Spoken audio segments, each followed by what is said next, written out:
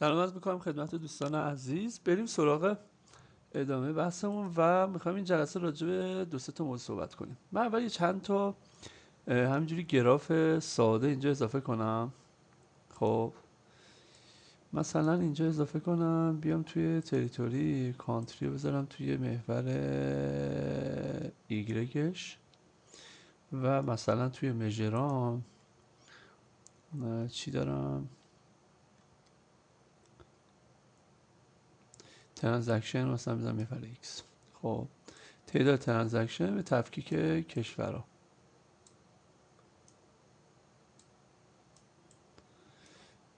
و دیتا لیبلش هم فعال میکنم. خب بعد یکی دیگه هم اضافه میکنم پایین این، مثلا اینجا میام توتال ریوینیو رو میذارم تو محور X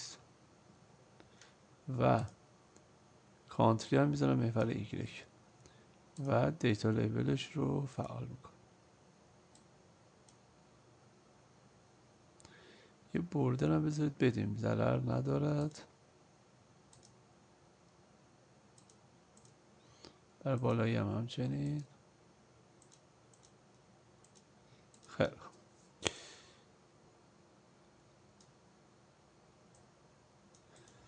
حالا یه دونه کارت هم بذارید اینجا بذارم. نه کارت، تعداد کل ترانزکشن ها رو اینجا نشون بده، عددشو.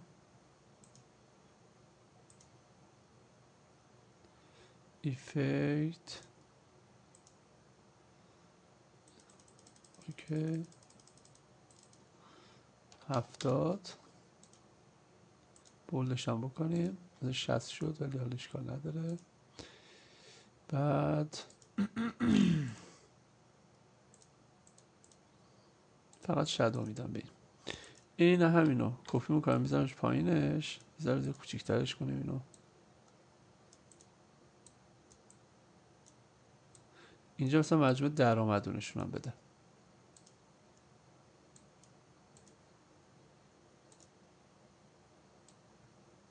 خب همین 4 تا کافیه. میخوام راجع چی صحبت کنید بچه؟ اینجا رو نگاه بکنید. خب این یه تیکر رو نگاه بکنید، دو تا گزینه وجود داره: filters on this page، filters on all page. خب یه سومی هم داریم، روی یکی از ویژوالا کلیک بکنید، یه گزینه دیگه داره به نام چی؟ filter on this visual. پس ما سه تا داریم: filters on this visual، filters on this page، filters on all page. فرق اینا چیه؟ این فیلتری که شما اینجا میبینید که قرار رو زمان این جلسه باش کار بکنی، فقط رو همین ویژوالی که اینجا کلیک کردم اعمال میشه. filters on this page رو تمام ویژوال هایی که توی این صفحه وجود داره اعمال میشه، هر فیلتری که شما اینجا تعریف کنید.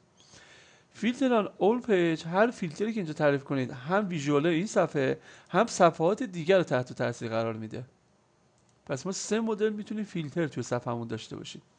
بریم یه مثال اول با هم ببینیم. مثلا این بالاییه. خب میام اینجا توی فیلترز آن دیز ویژوال، میگه چه فیلتری میخوام بذاریم. میگم رو کانتری من میخوام فیلتر بذارم، روش کلیک میکنم. چند تا آپشن دارم، یه دونه دارم ادوانس فیلترینگ، یه دونه دارم بیسیک فیلترینگ، یه دونه دارم تاپ ان. بیسیک فیلترینگ خیلی واضحه، میگیم که چه کشورهایی میخوای انتخاب بکن. خب مثلا من کانادا رو میخوام، فرانسه رو میخوام، استرالیا. فقط رو این ویژوال داره اعمال میشه، هیچ ویژوال دیگه تغییری نمیکنم. ادوانس مثال بذارم، بذار من همه رو انتخاب کنم. خب ادوانسش رو بریم با هم ببینیم. مثلا من میخوام کشورهایی رو ببینم که با یو ان شروع نمیشن، مثلا یونایتد استیت و یونایتد کینگدام رو میخوام خط بزنم. میگم که does not start with، یعنی با این شروع نشه. با چی؟ با یو ان. بعد این اپلای فیلتر رو میزنم. نگاه کنید، فقط کشورهایی رو نگه داشت که با یو ان شروع نمیشن. یا مثلا میگم توی من پاکش کردم، توی تاپ ان میتونید شما بگید مثلا 5 تا تاپ رو بهم نشون میده، میگه نسبت به چی 5 تا، مثلا نسبت به همین ترانزکشن. اینو بیارید بذارید اینجا. پس 5 تا تاپ نسبت به ترانزکشن، حتی باتم هم میتونه بهتون بده 5 تا آخر. اپلای بزنید 5 تا اول نگه میداره، یا برعکسش 5 تا آخر. این 5 تا آخره.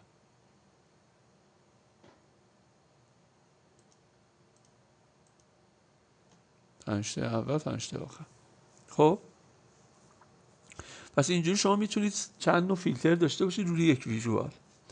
بریم سراغ فیلتر بعدی. خب حالا بریم سراغ فیلتر آن دیس پیج رو من کلیک بکنم روش. خب یه فیلتری بندازم اونجا، مثلا بیام توی داینامیک تیبلم.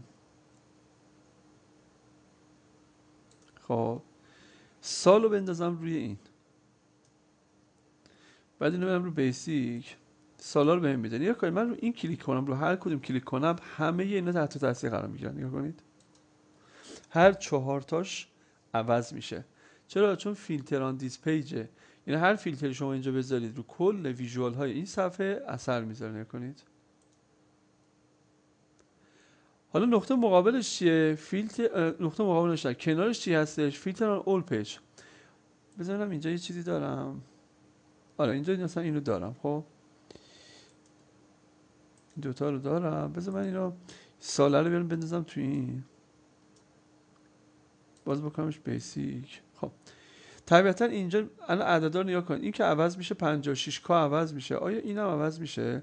12 اینو عوض میشه یا نه؟ بریم با هم ببینیم. من اینو که اینجا بزنم که اینو عوض شد، این که سر جاشه، آیا اینا چی؟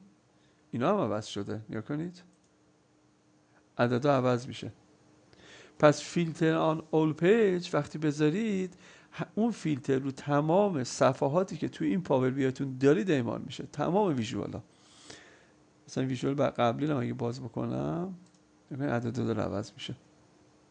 پس ما 3 مدل فیلتر داریم. فیلتری که فقط روی یک ویژوال اعمال میشه، فیلتری که رو تمام ویژوال یک صفحه اعمال میشه، فیلتری که رو تمام صفحات اعمال میشه. بریم بیایم بحث جلسه بعد ادامه میدیم. فعلا خدافظ.